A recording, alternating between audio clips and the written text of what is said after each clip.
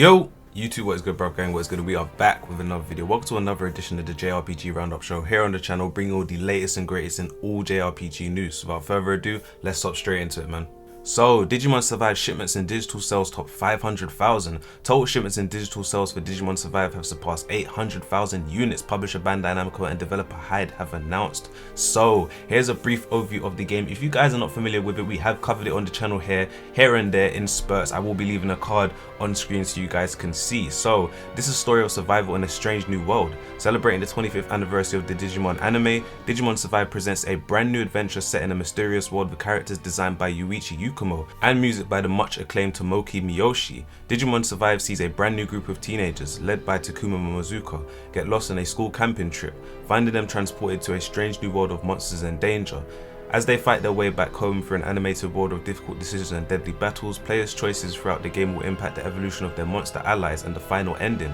Battles in the game are fought in 2D in a more classic strategy RPG style. So here are the key features of the game. Engaging story, experience anime style storytelling filled with exciting drama, animated cutscenes and a unique cast of characters designed by Yuichi Yukumo. The power is yours, your choices dramatically affect gameplay through multiple endings, from creating strategic allies to Digimon Digivolutions, every decision counts. Original soundtrack, enjoy an amazing soundtrack with over 15 songs produced by world-renowned composer Tomoki Miyoshi. Thrilling and strategic gameplay, defeat your opponents in classic turn-based tactical combat. So I'm really happy for Digimon Survive and Bandai Namco, man. 800,000 units sold is amazing. Of course, it's not on the million unit spectrum like most other games, but for the way this game kind of released at launch, where it was kind of essentially review bombed, people just weren't reading what the game was about. People just assumed that this was a full-on strategy RPG and not reading that this game was essentially first and foremost a visual novel with strategy RPG elements included in it. So I think it was unfairly review bombed. As I said, I will be leaving a card on screen so you guys can see as well. This game was unfairly reviewed kind of essentially at release. It's kind of each to their own type of game. If you guys are fans of the Digimon anime, or if you guys are fans of previous Digimon games, of course it is not like other Digimon games where it's just focused more so on the gameplay and then you've got the story included in there as well, pretty much like most other JRPGs. But this game is first and foremost, like they did say, Bandai Namco did announce that this game first and foremost is a visual novel with strategy RPG elements included within it.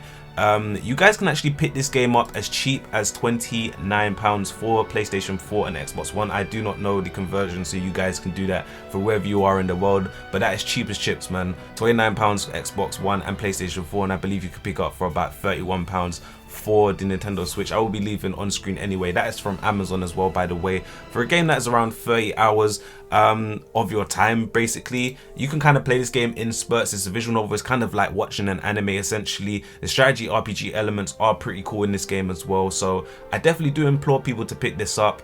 But I'm really happy for Digimon Survive, man. I'm really happy for Bandai Namco as well, just because of the way the game kind of released as well at launch. But that is Digimon Survive surpassing 800,000 units sold, so that is really big news, man. So let's move on to the next piece of news. So Star Ocean's official Japanese Twitter page has actually announced that Star Ocean 6 The Divine Force will be getting an update version 1.3. This will be implemented on the 8th of December, so that is Thursday. So here are the details about the update. Retain equipment accessories for fellow characters who have left the party. When you leave the party while progressing through the scenario, the equipped accessories will not come off.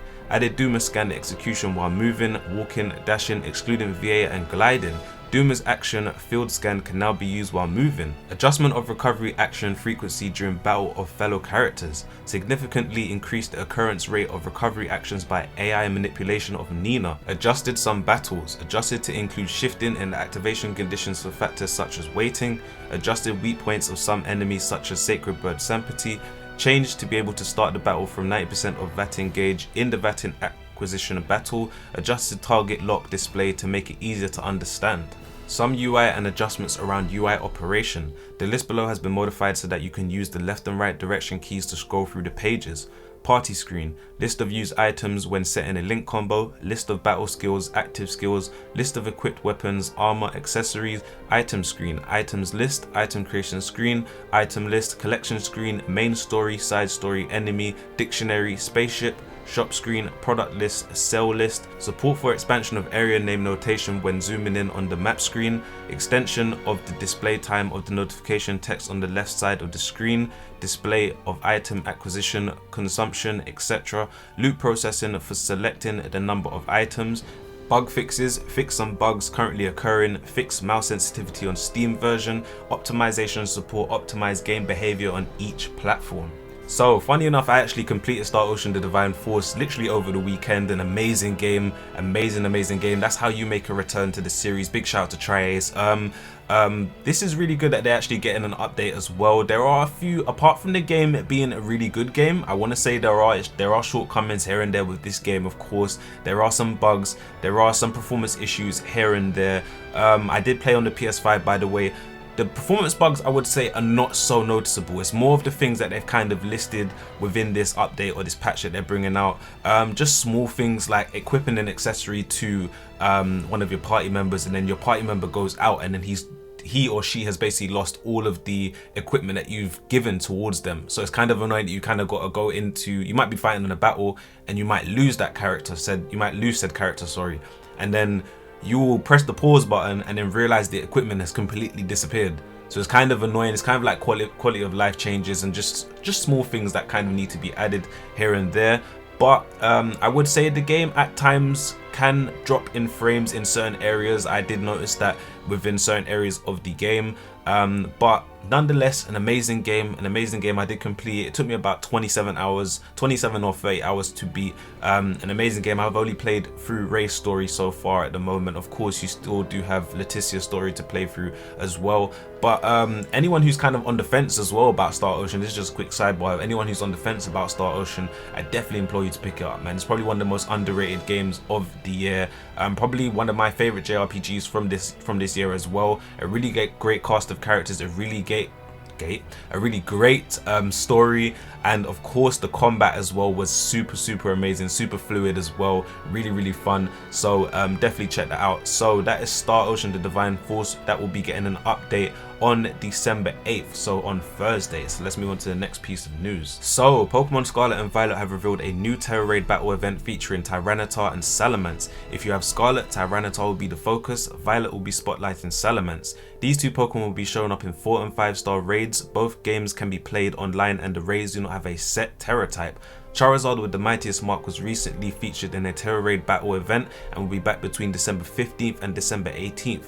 Typically, this Pokemon cannot be encountered in Paldea, and the Charizard here has Dragon as its Tera type. The Pokemon Company intends to host regular Tera Raid battles going forward. When they are active, players can battle a specific Pokemon or encounter Pokemon with certain Tera types more frequently. While the Tera Raid crystals related to these events may look ordinary at first glance, they are shrouded in a mysterious aura. So I think this is really cool that Pokemon Scarlet and Violet are adding more Tera Raid battle events to the game. The Tera Raid battles are really fun, man. Really fun. Sadly, over the weekend, I could not get into the Charizard raids, mainly because I did not know how to get into them. I don't think it was really made clear by Pokemon and Nintendo what was needed to be done to get into the Charizard raids. All I know is that if you had the game beat, I know that you had to replay all of the gyms, and then you had to do the Academy Ace challenge as well, and there was a few other things that you need to do as well, and I kind of wasn't willing to go out my way to do it because I was actually playing Star Ocean the Divine Force over the weekend and finishing that up as well. So it's dope to see that they are adding more events to this game. Hopefully everyone should be ready for December 15th and 18th, sorry, which is when the Charizard raids will be returning as well. So hopefully we'll be able to pick up a Charizard then as well. But it is dope news to see that they are adding more Pokemon to the Tera Raid battle events. Hopefully in future they add more legendaries as well, and more of the Scarlet and Violet legendaries as well to this Tera Raid battle event as well. So this is dope news. Hopefully we can get some more news as well, and a release date of when Pokemon Scarlet and Violet will be releasing Tyranitar and Salamence raids to the game. So let's move on to the final piece of news. So big shout out to Genki Japan over on Twitter. I will be leaving his Twitter on screen so you guys can see. So PlayStation Japan posted a few retrospective images of reborn titles for PlayStation Day December 3rd. So we have 4 games here on this list. We have Final Fantasy 7, Final Fantasy 10, and we have Resident Evil. But the game that I kind of want to focus on heavy here, of course you guys will know, is Persona 3 Portable, the remaster. So on the left hand side you guys will see on the screenshot here, you guys will see we have the PSP version in 2009, and then we have on the right hand side 2023 version for the PlayStation 4. So finally we actually have some news for a game that is actually dropping in early January. This is the first kind of like piece of news that we kind of seen on Persona 3 Portable, other than the release date and other than the fact that they are remaking or remastering Persona 3 Portable rather than FES. This is kind of like the first screenshot that we've actually seen from it. So as you can see, this game has been upscaled in resolution. It looks so much more beautiful, so much more crisp, just like the Persona 4 Golden remaster on Steam, I want to say, sorry. So this actually looks really beautiful. I cannot wait to play this game. It's been so long since I played Persona 3. Persona 4 Golden I did actually pick up back on the PS Vita as well, and then Persona 4 Golden I picked up again over on Steam as well, so I have replayed that recently as well. But I cannot wait to replay Persona 3 Portable. This is probably one of my favorite Personas as well in the series, so I cannot wait to dive back into this. From the screenshot alone, this looks so much more crisp, so much better. It'll be so great to play this game on modern consoles. So that's Persona 3 Portable. We've actually finally got a screenshot for this game. So this game is actually due out early January, basically early January 2023, the 19th of January 2023. So be on the lookout for that. Big shout out to Genki again. So that'll do it for this edition of the JRPG Roundup Show here on the channel, guys. I really appreciate you guys for watching. Please like, sub, share if you're new, hit that notification bell so you get notified for my videos first, and I hope I can be you guys' #1 source for all JRPG news. So from me to you, this has been your bruv, D Big Bruv, and I'm gonna catch you guys on the next video. I'm out. Peace.